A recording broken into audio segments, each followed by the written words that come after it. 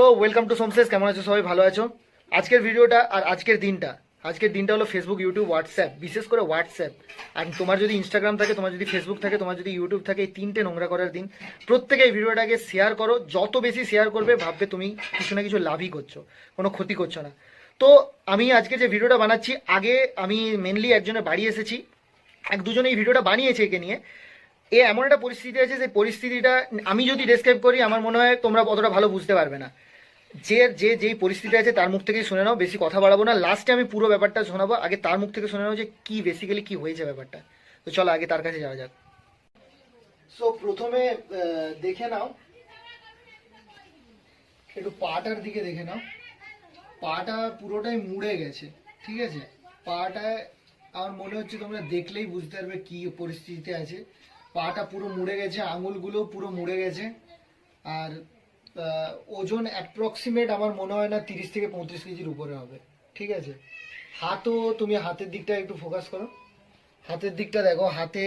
হাত পুরো মুড়ে গেছে, হাত পুরো মানে একদম পুরো 100% ডিসেবল তো নয়, এটা 200% ডিসেবল অবস্থায় আছে।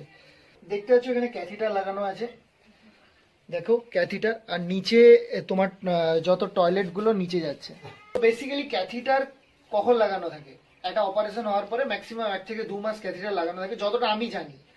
বেসিক্যালি তোমরা হয়তো অনেকেই জানতে পারো, ক্যাথিটার 1-2 মাস পরে চ্যানেল খুলে দেওয়া হয়, তারপরে ডাইরেক্ট লাইন করে দেওয়া হয়, তারপরে নর্মালি যেরকম স্বাভাবিক মানুষ করে। কিন্তু এর ক্যাথিটারটা কতদিন আছে? 8 বছর ক্যাথিটার লাগিয়ে এইভাবেই আছে, মানে 8 বছর। কেউ কল্পনা করতে পারো? 8 বছর এইভাবে শুয়ে আছে, ক্যাথিটার লাগানো আছে, টয়লেট এইভাবেই হচ্ছে, পটি ডাইরেক্ট হয়ে যাচ্ছে। আর পরিস্থিতি দেখতেই পাচ্ছ। ক্যাথিটার আমি খুলে দেখাচ্ছি না, কারণ আমি নিজেও দেখতে পারবো না এই জিনিসগুলো। আমি প্রথমত তো আমার নিজেরই, আমি যে যাবো, আমি যে দেখবো, আমি প্রথমত খুব সেন্সিটিভ মানুষ, আমার পক্ষে এত সেন্সিটিভ জিনিস দেখা সম্ভব নয়। কিন্তু তুমি শুধু দেখো একবার কি পরিস্থিতি আছে। মানে মানুষ 3টে স্টেজে থাকে, first stage, second stage, third stage.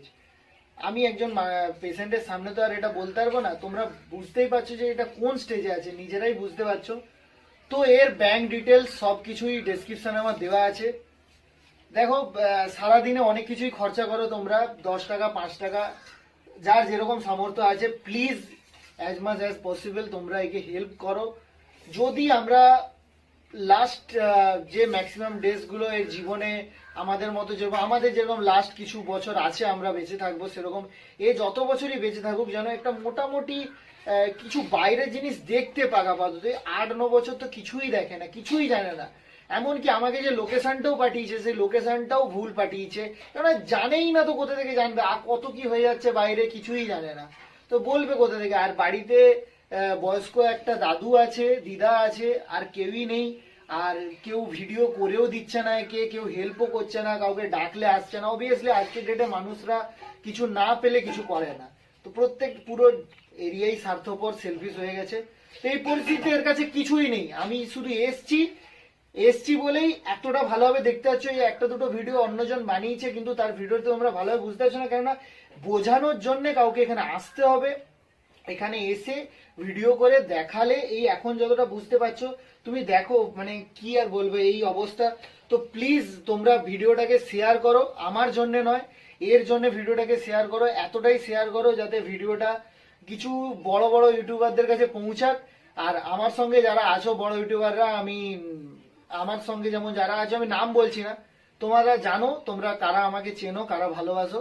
তো যারাই আমাকে ভালোবাসো, প্লিজ একটা ভিডিও কমিউনিটিতে বা শেয়ার বা স্টোরিতে দিয়ে নিজের ইউটিউবটাকে নোংরা করো, যাতে এর পিছনে বেড শু হয়ে গেছে পুরো। এই যে শুয়ে থাকলে কি হয়, পিঠে ঘা হয়ে যায়।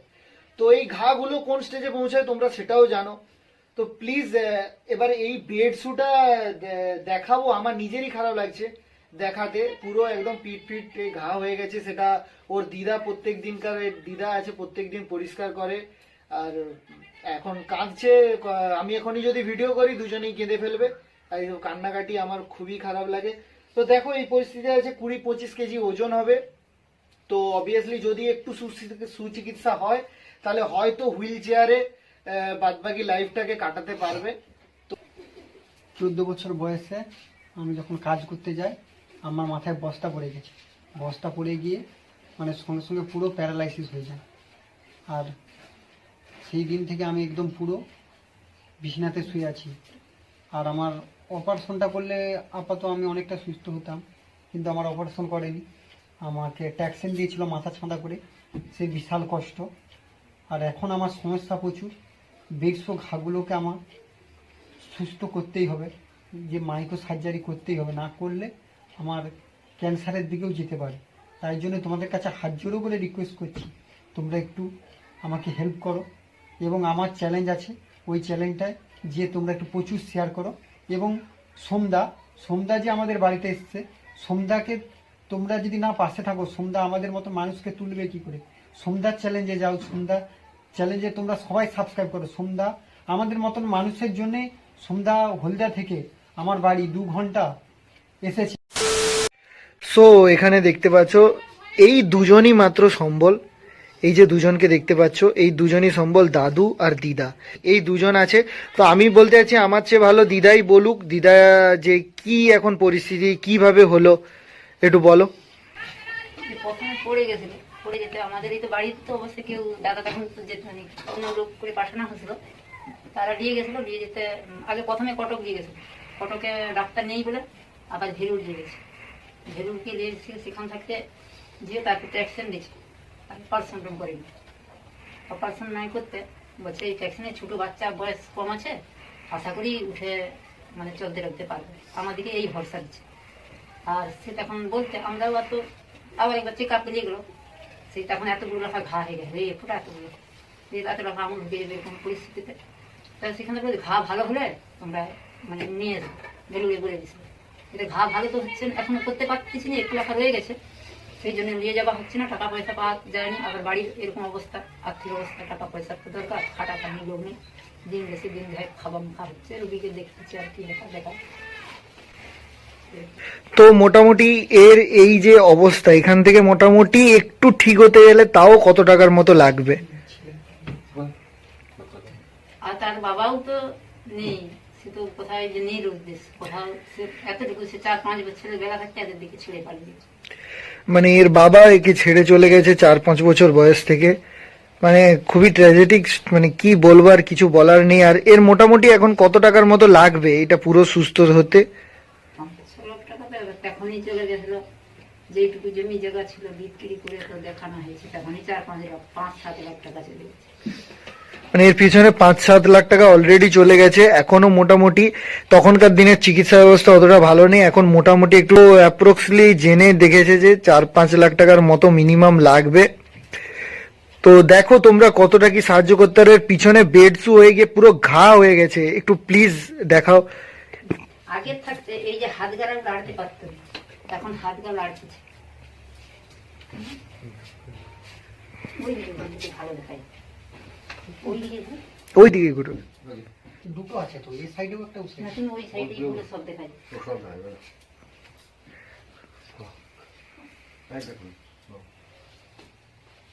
এইখানে একটা হয়েছে, ওটা দেখাবো, এইটা হয়েছিল, এটা ভালো হয়ে গেছে। আর এই এই দুপাশে দুটো হয়েছে, এগুলো এত করে রাখা হয়ে গেছিল, ওই পিস। একটু পিঠটা দেখাও, পিঠটা।